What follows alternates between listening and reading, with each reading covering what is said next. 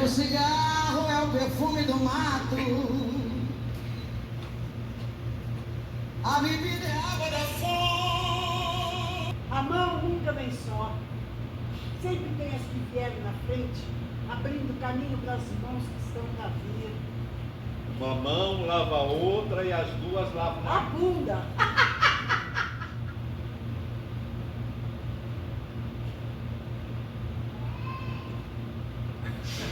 Velho tarado!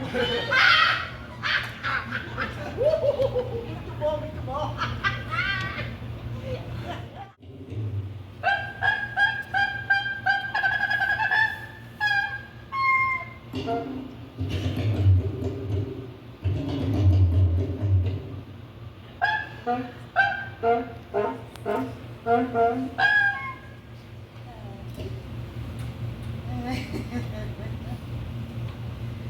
Gozar é bom. Me sinto sendo mar. Sororoca não é de rio, é peixe de mar. Não entende nada de teatro. Tu tem certeza que tu vai querer um velho burro morando contigo? Fecha a porta.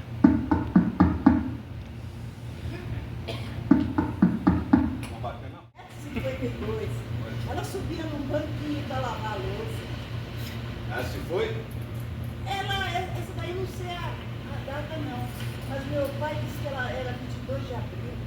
Aí ele falava sempre que a mãe dele se foi no dia que invadiu o Brasil. Com dificuldade para tirar a calça? Tentei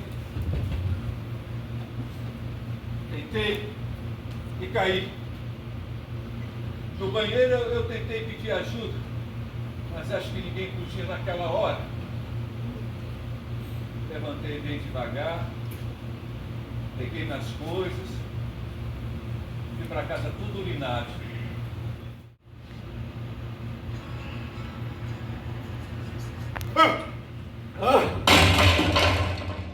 Chovia um tanto quando a minha mãe bateu na porta, tentando segurar meu pai. Chove sempre na beira do morro. Eu morava no pé da serra. O nome do bairro era Cota 200. Era na beira da estrada. Na verdade, meu pai chegou em Cubatão para construir o finalzinho da Anchieta. E aí eu saía gritando, não brinca com meu velho não, a mão dele treme e pode escapar bem na jugular do dono do restaurante. Não era o nome mesmo? É, seu Mané. Seu Mané, foi. Aí eu chegava pro mocinho do bar e falava, toca o Cione. Mais alto. Tá no senhor, pô! Mais alto.